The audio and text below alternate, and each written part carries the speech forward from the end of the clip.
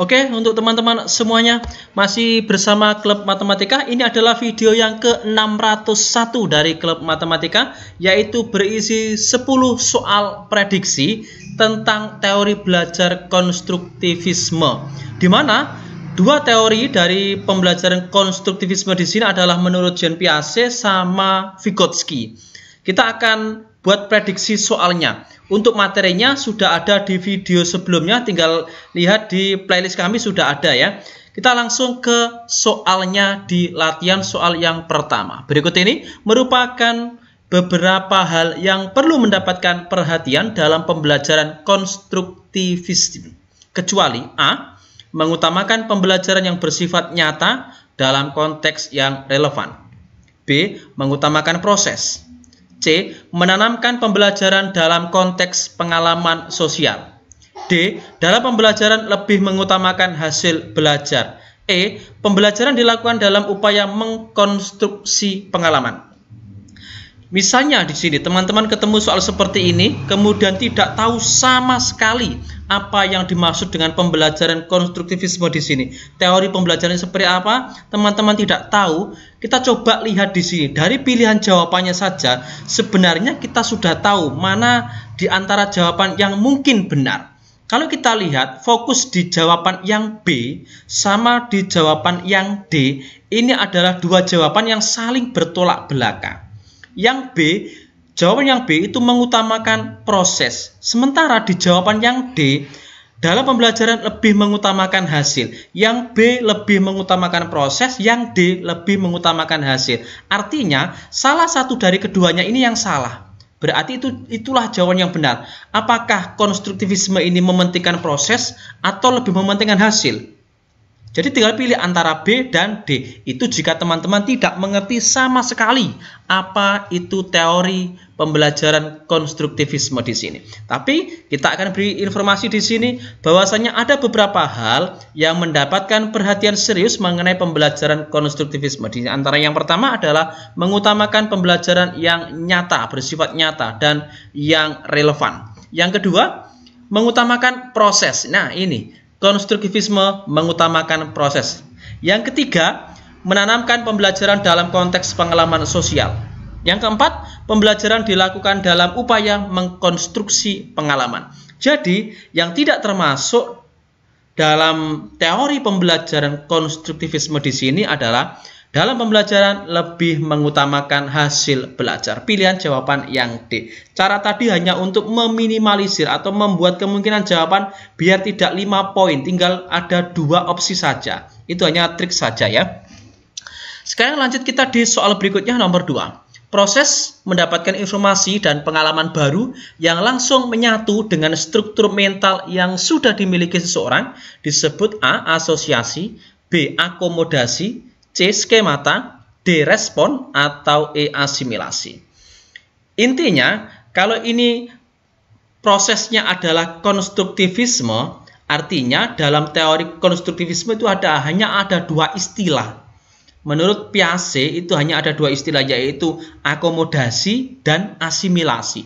Istilah yang lain itu bukan termasuk dari pembelajaran konstruktivisme. Sehingga jika bertemu soal seperti ini, teman-teman tinggal pilih antara jawaban akomodasi B atau jawaban yang E, asimilasi. Artinya A, C, D sudah salah. Tinggal pilih antara B dan E jika tidak tahu sama sekali. Tapi kita akan berikan informasi di sini bahwasanya teori belajar konstruktivisme menurut Piaget di sini, struktur kognitif yang dimiliki oleh seseorang itu karena dua proses, yaitu proses asimilasi dan proses akomodasi. Apa yang dimaksud asimilasi dan apa yang dimaksud akomodasi? Asimilasi dulu. Asimilasi di sini adalah proses mendapatkan informasi dan pengalaman baru yang langsung menyatu. Kemudian yang akomodasi, proses penstrukturan kembali struktur mental akibat adanya informasi dan pengalaman baru. Yang asimilasi di sini, informasi baru itu langsung menyatu. Yang akomodasi di sini perlu penstrukturan kembali. Contohnya kemarin sudah pernah kita jelaskan dengan gamblang sekali. Artinya di asimilasi di sini misalnya si anak ini sudah mengetahui konsep tentang persegi dan persegi panjang. Kemudian seorang guru memberikan pengalaman baru berupa bangun trapesium. Artinya, anak sudah mengerti, oh berarti trapesium ini sisinya ada 4, hampir mirip dengan persegi dan persegi panjang. Artinya, pengalaman baru itu langsung menyatu dengan struktur mental pengalaman yang sebelumnya.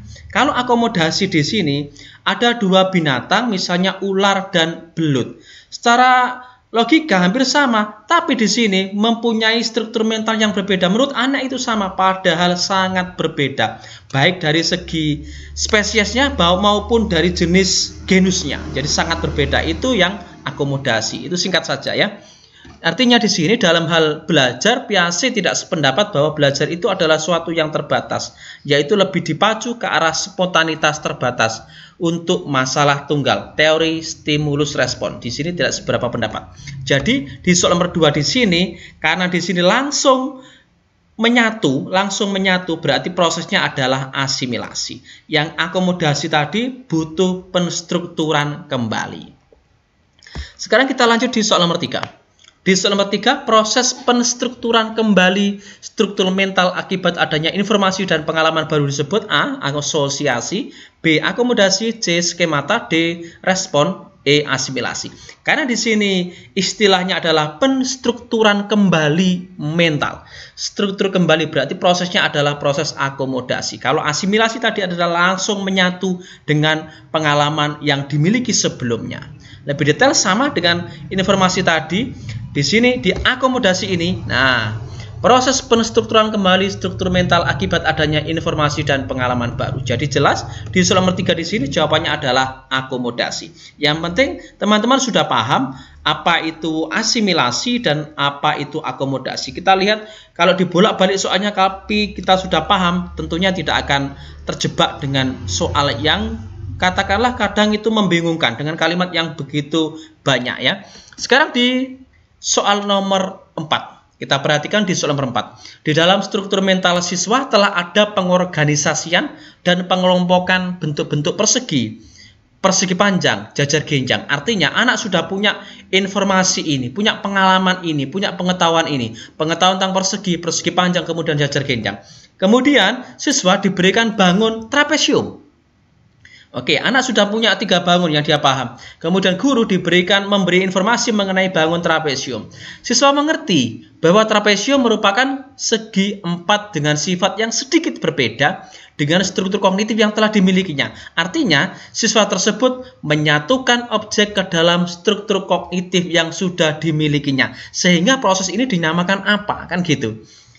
Anak sudah mengerti persegi, anak sudah mengerti persegi panjang, jajar genjang. Kemudian diberikan trapesium, artinya anak sudah mengerti bahwasanya trapesium merupakan segi 4. Kalau sudah mengerti seperti itu, berarti ini adalah proses asimilasi. Artinya tinggal penyatuan kembali informasi yang baru dengan informasi yang sudah dimiliki oleh anak. Siswa tersebut menyatukan objek ke dalam struktur kognitif yang sudah dimilikinya dan terjadilah proses asimilasi. Jadi jawabannya adalah pilihan jawaban yang E. Lanjut kita di soal nomor 5. Di soal nomor 5 kita perhatikan, di dalam struktur mental siswa telah ada pengorganisasian dan pengelompokan bentuk-bentuk persegi. Hampir sama di sini, persegi panjang, jajar genjang. Kemudian siswa diberikan bangun trapesium. Siswa mengerti bahwa trapesium merupakan segi 4 dengan sifat yang sedikit berbeda dengan struktur kognitif yang telah dimiliki. Setelah itu terjadi penstrukturan kembali. Oke, terjadi penstrukturan kembali konsep yang telah dimiliki siswa karena adanya informasi baru tentang trapesium tadi. Ini artinya telah terjadi proses asimilasi, akomodasi, skemata, respon atau asimilasi. Karena di sini penstrukturan kembali itu adalah konsep. Kalau penyatuan, menyatu itu adalah asimilasi. Kalau penstrukturan kembali itu adalah akomodasi. Jawabannya adalah pilihan jawaban yang B ya. Oke, yang B. Lanjut kita di soal nomor 6. Tokoh yang berpendapat perkembangan kognitif terbatas dalam rentang kecil pada setiap usia dan interaksi sosial dengan orang-orang yang lebih berpengalaman diperlukan untuk menemukan zona perkembangan terdekat yang dikenal dengan zone of proximal development. Siapa yang menyatakan tersebut? A. Piaget, B. Vygotsky, C. Brunner, D. Pavlov, E. Skinner. Ingat, zona perkembangan terdekat di sini adalah teori perkembangan konstruktivisme. Ada dua tokoh yang menyatakan tersebut adalah Piaget dan Vygotsky. Menurut Vygotsky, beliau berpendapat bahwasanya perkembangan kognitif terbatas dalam rentang kecil pada setiap usia dan interaksi sosial dengan orang-orang yang lebih berpengalaman diperlukan untuk menemukan zona perkembangan terdekat atau yang dikenal dengan zone of proximal development. Jadi jawabannya adalah pilihan jawaban yang B, Vygotsky. Lanjut kita di soal berikutnya nomor 7. Di soal nomor 7, tokoh yang dikenal dengan teori perkembangan sosiokultural adalah Piaget, Vygotsky, Brunner, Pavlov, atau Skinner. Sosiokultural. Oke, di video sebelumnya kalau menyimak pastinya teman-teman tahu di sini. Teori Vygotsky ada dua gagasan utama. Yang pertama artinya di sini pembelajaran intelektual dapat dipahami hanya dari sudut konteks histori dan budaya yang dialami oleh anak-anak. Yang kedua, perkembangan bergantung pada sistem tanda yang ada bersama masing-masing orang ketika mereka tumbuh. Teori Vygotsky dikenal dengan teori perkembangan sosiokultural. Jadi jawabannya adalah pilihan jawaban yang B. Tokoh yang dikenal dengan teori perkembangan sosiokultural adalah Vygotsky. Nomor 8 sekarang. Di soal nomor 8 di sini, berikut merupakan prinsip-prinsip pembelajaran sebagai implikasi dari teori konstruktivisme dari Piaget. Kecuali A. Dalam proses pembentukan pengetahuan, kebermanaan merupakan interpretasi individual siswa terhadap pengalaman yang dimilikinya. B. Pembentukan makna merupakan proses negosiasi antara individu siswa dengan pengalamannya melalui interaksi dalam belajar sehingga siswa menjadi tahu. C. Mengajar merupakan kegiatan memindahkan pengetahuan dari pengajar kepada pembelajar. D. Pengetahuan dibentuk dalam struktur konsep masing-masing individu siswa. Atau E. Struktur konsep dapat membentuk pengetahuan bila konsep baru yang diterima dapat dikaitkan atau dapat dihubungkan dengan pengalaman yang dimiliki oleh siswa. Yang ditanya adalah yang kecuali ya, yang tidak. Oke, biar mudah kita informasikan lagi mengenai prinsip-prinsip pembelajaran sebagai implikasi dari teori konstruktivisme dari Piaget. Dalam proses pembentukan pengetahuan, kebermaknaan merupakan interpretasi individu siswa terhadap pengalaman yang dimiliki. 2. Pembentukan makna merupakan proses negosiasi antara individu siswa dengan pengalaman melalui interaksi dalam proses belajar, sehingga siswa menjadi tahu. Yang 3, kita perhatikan yang nomor 3. Mengajar bukanlah kegiatan memindahkan pengetahuan dari pengajar kepada pembelajar.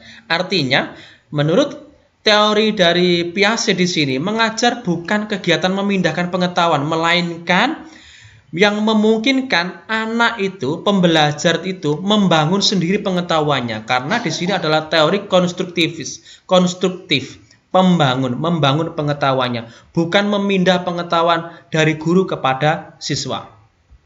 Yang keempat, mengajar berarti berpartisipasi dengan pembelajar dalam membentuk pengetahuan.